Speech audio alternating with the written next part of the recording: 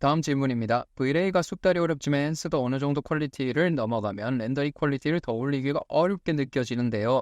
앤스로 V-Ray만큼의 퀄리티를 뽑기 위한 팁이 있을까요? 요거 굉장히 좋은 질문입니다. 자, 앤스로 V-Ray만큼의 퀄리티를 뽑기 위해서 어떻게 해야 되냐? 저는 어떻게 하고 해야 되냐? 자, 요거 관련해서 제가 위에 띄워드릴 건데 1시간짜리 영상이 있어요. 요거 한번 봐보시면 좋고요. 자, 요것도 한번 요약을 해서 드리자면 저는 끊임없는 공부가 밑바탕이 돼야 된다고 생각합니다. 자, V-Ray와 앤스의 가장 큰 차이점이라고 한다면 이걸 큰 대조로 한번 해본다면 자, V-Ray는 갤럭시 폰 같고 앤스는 아이폰 같습니다. 자, 안드로이드와 iOS 환경이라고 생각해 보시면 됩니다. 갤럭시 안드로이드는 굉장히 유저들한테 많은 옵션을 줍니다. 온갖 것들을 다 할 수 있고 유저들이 알아서 뭘 하든 온갖 것들을 다 만들 수가 있는데 굉장히 복잡하죠. 그게 V-Ray의 소성과 같습니다. 파라미터 너무 많고 기능들 너무 많아서 솔직히 V-Ray 개발자도 헷갈릴 겁니다. 근데 우리가 어떻게 그걸 다 해요? 처음에 당연히 못하죠. 네. 그리고 어느 정도 하는 사람들도 붙잡고 물어보면 맨날 쓰는 것만 할 겁니다. 네. 근데 여기서 공부를 하는 사람들이야 당연히 더 업데이트해서 다 쓰겠죠. 하지만 이게 우리 몸이 진화된 것과 같이 사람이 수직 원래는 뭐 허리가 이거 하나밖에 없는데 수직으로 이렇게 이 직립보행하면은 굉장히 불리하거든요. 근데 왜 이렇게 살아요? 우리 이렇게 진화됐기 때문에 계속 이렇게 사는 거예요. 이게 상태로 같이 V-Ray와 비슷합니다.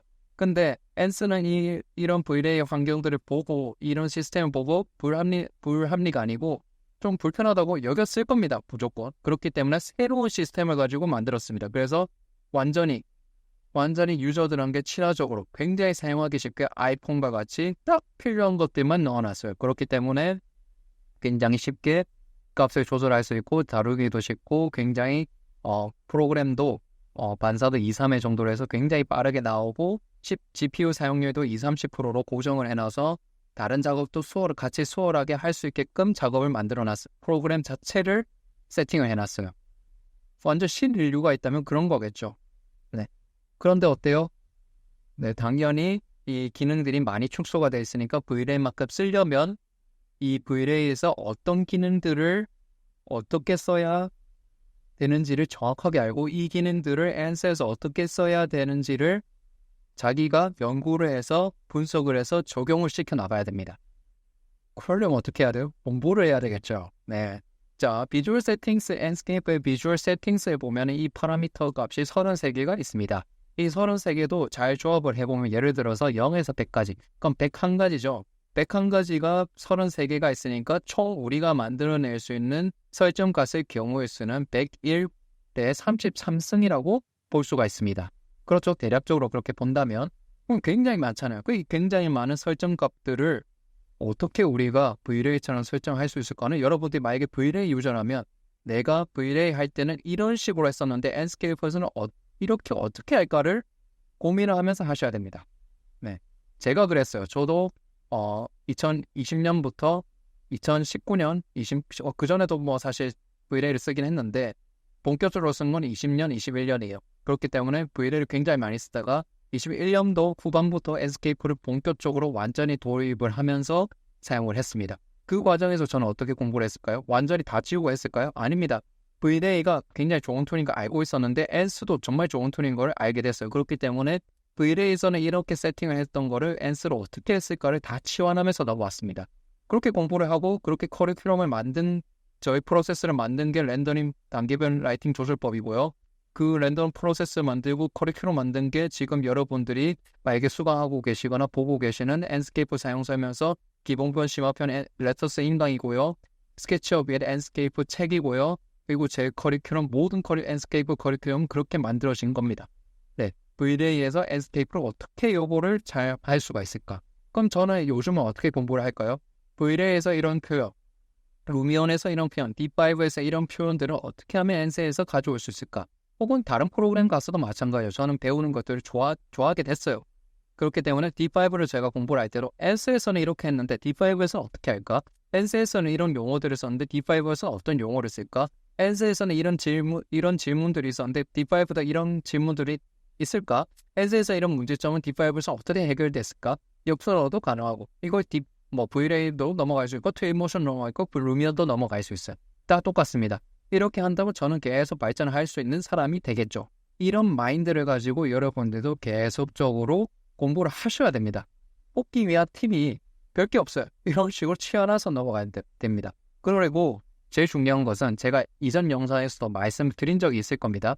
여러분들 인풋이 어느 정도인지가 사실 중요합니다. 여러분들 V-Ray를 사실 객관적인 기준에서 객관적인 기준 한번 알려드릴게요. 제 enscape 클라우드 네이버 카페 한번 들어가 보셔서 베스트 렌더링 한번 들어가 보세요. 그래서 여러분들 V-Ray 샷이나 enscape 샷이 여러분들 기준이 아니고 그 베스트 렌더링 샷만큼 찍는다고 여러분들은 적어도 한국 혹은 세계 레벨로 봐도 평균 이상으로 찍는 분들입니다. 베스트 렌더링의 스페이스실에서 선정해서 렌더링 게시판에 올라온 작품들죠. 한 달에 한번 선정해서 올리는 베스트 렌더링 샷인데 요거 생각보다 만만치 않습니다. 네. 근데 한국 유저들만 있잖아요. 아마 그럼 세계 레벨로 가면 더 높겠죠, 당연히. 근데 그걸 감안해서 보더라도 이거는 평균 이상의 렌더 작품들이 거기 포진돼 있습니다. 그럼 내 작품을 여기에 비춰서 오징어 찾기 있죠. 그런 9개짜리 자료 화면이 있을 건데 거기에 딱 내 렌더를 한번 뽑아보세요. 그래서 위화감이 없다? 여러분은 렌더 잘 찍는 겁니다. 근데 위화감이 굉장히 크다? 그럼 여러분들 인풋이 약합니다. 그렇기 때문에 인풋이 만약에 약하다고 느껴지신다면 어떻게 해야 돼요? 좋은 렌더를 많이 봐야 됩니다. 미르, 아이언스페이스실, enscape 공식 홈페이지, 공식 인스타 계정도 좋습니다. GM 계정, 이런 잘하는 사람들 있잖아요. 렌더박스, 렌더 매거진 이런 거 팔로우 해두시고 그리고 인풋 계속 넣으셔야 돼요. 아니면 시공사진, 중공사진을 봐야 되겠죠? 작가분들이 찍을 테니까 그런 거 건축 인테리어 따지지 말고 아니면 매거진 이런 거 사진 나오는 거 다 때려 넣는 거예요. 넣은 다음에 그걸 보고 인풋을 넣었으면 아웃풋 계속 만들어 보고 우린 내가 만든 CG신이 있다면 그걸 보고 비슷한 환경이 있다면 그대로 구현 한번 해보시고요.